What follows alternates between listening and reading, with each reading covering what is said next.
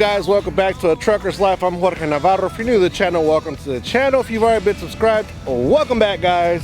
And why am I standing out here basically in the middle of nowhere, Rio Grande Valley, Texas? Because this exact spot right here is where my semi-truck career pretty much started. And not that there was a company right here or anything like that, is that the Rio Grande Valley has a lot to do with my story as a truck driver. Now, I've had my CDL for 18 years, and as some of you guys may know, I started driving a school bus.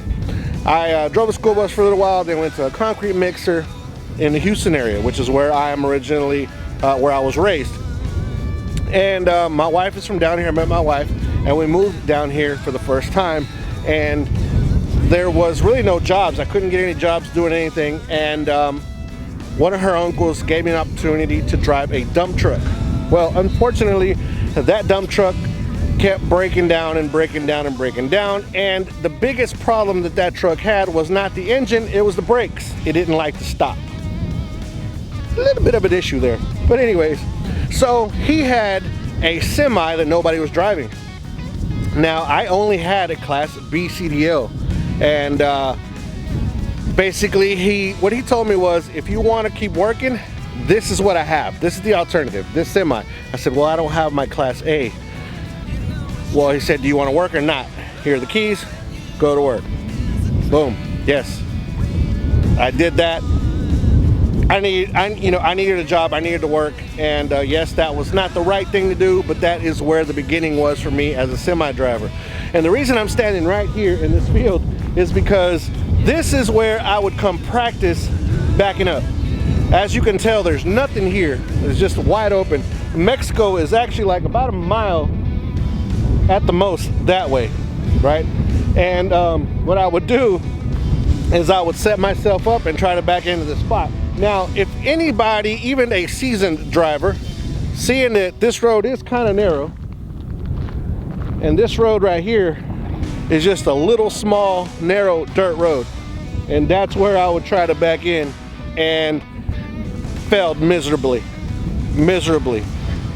But I was trying, and there was nobody out here that was gonna be in my way, nobody honking or blowing their horns or anything like that to get me nervous while I was doing what I was doing. Another great memory about this particular moment was that my cousin that passed away, my brother Andres Mejia, Elmer Mejia, he was actually here with me, and he was kind of spotting me and helping me out, even though he didn't know anything about semis either. But nonetheless, we were here together in this exact same spot, and brings back pretty good memories. But yeah, this is where, for me, this is where it began as far as driving a semi. And it took me forever to try to back in there. I think I backed in twice and it was still crooked, and where I would go pick up at a big old rock quarry, rock pit, or whatever they call it, I was the only truck out there that was just sitting out there crooked. So yeah, that's why the Valley has a big place in my heart when it comes to driving a truck, because this is where it all began for me.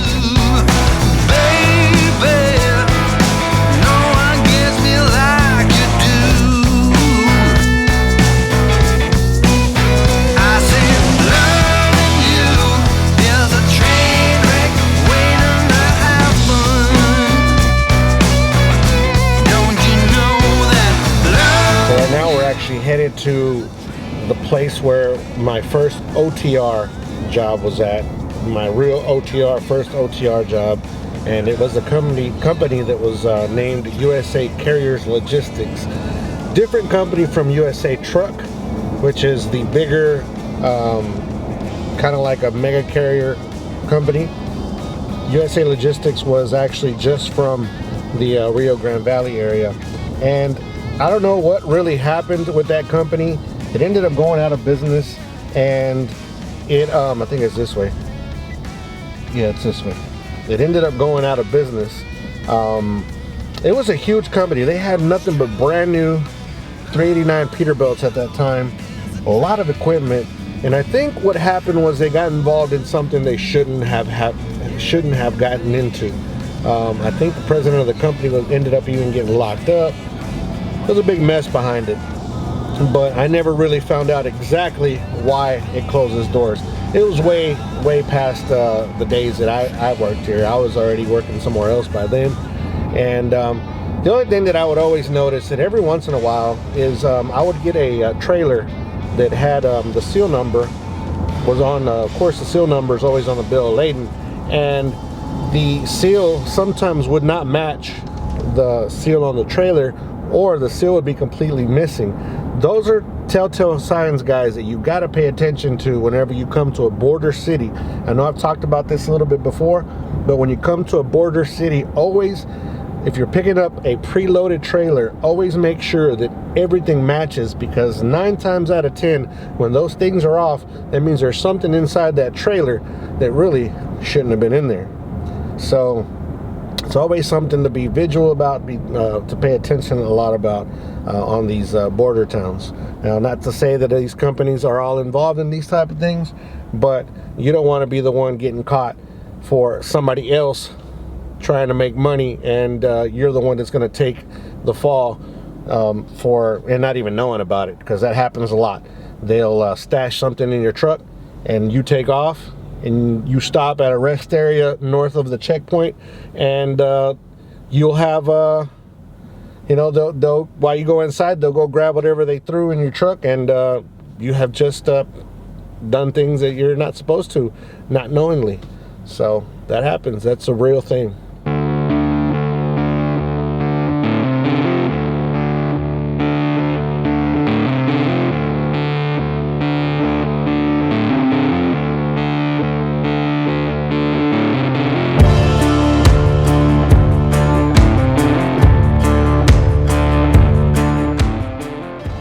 All right, so actually this company right here is it's actually a different company now. But this is actually the building right there. This is the building where USA Carriers Logistics used to be, and now it's go up a little bit more so I can see, because I'm half blind. Yep. Now it's called Out West. Out West is a trucking company as well, big trucking company. I thought they were from California for some reason, but I guess they're from here, Out West Express. So this is where my first OTR job was, down here at the Rio Grande Valley. Things have changed quite a bit since the last time we were here. Right across the street, there's a big Border Patrol office now. So, yep, this was the beginning. The trucker's life's roots right here, OTR. It all happened at this spot.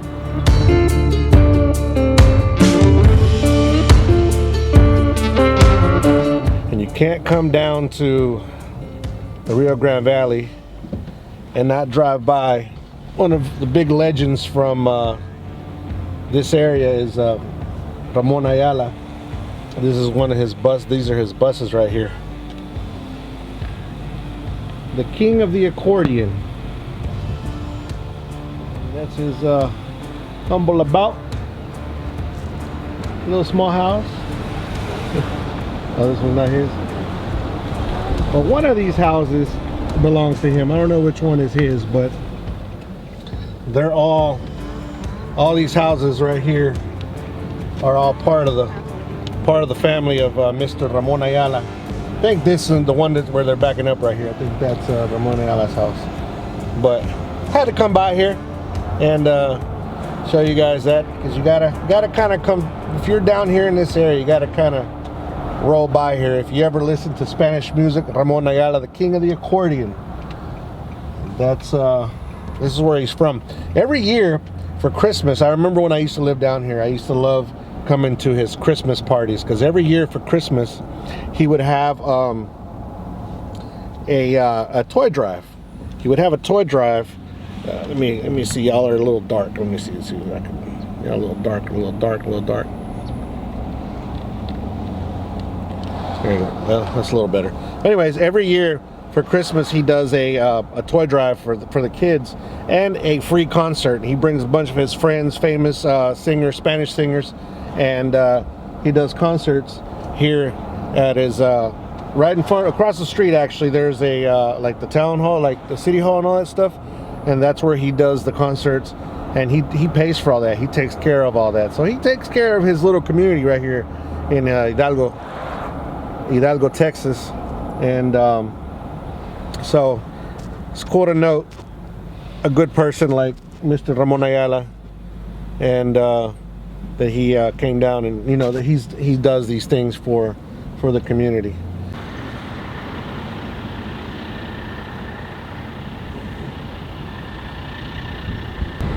All right, so basically I wanted to get a little closer, but I can't. Not allowed to be filming the border crossings. We shouldn't be doing that type of stuff. But basically that's Mexico, right down the road. This is the the border crossing, Los Indios, which is where most trucks in this area cross over into the United States. There is a line for miles going down that way, that just lines of trucks waiting to cross over. These are the Mexico tanker trucks right here. See how they're a little shorter and stubbier, but I pretty much guarantee you that they load them things up to the rim. A little bit different than what we're allowed to do here, right? But you can tell by the license plate on the truck that it's a Mexican truck. That one is also, that one also, and those I think are waiting to be able to cross back into Mexico. But this has basically been my experience down here in the valley in the RGV. It's been, for me, it was a learning experience, a good experience. Would I come back and do it again, move down here? No, I don't think I could ever move back down here. It's just not my style, not my beat. But for those people that do live down here, they actually love it down here. And it's all about who you know and what you know to be able to survive down here. I didn't know many people, so it was harder for me to be able to survive down here in this area. But anyways, for those that are from here, this place is actually a pretty cool place to live. A lot of it's 90% Latino, 90% Spanish speaking people. But anyways, guys, I will leave you guys on this video. Hope you guys enjoyed a little bit of my story here in the RGV and where my trucking career actually started, guys. Don't forget, guys, to be kind to one another. Help anybody needs help.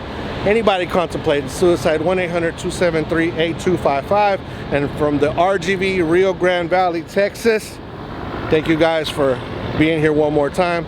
Military men and women, thank you so much for your service. See you guys on the next video. Peace. I'm out of here.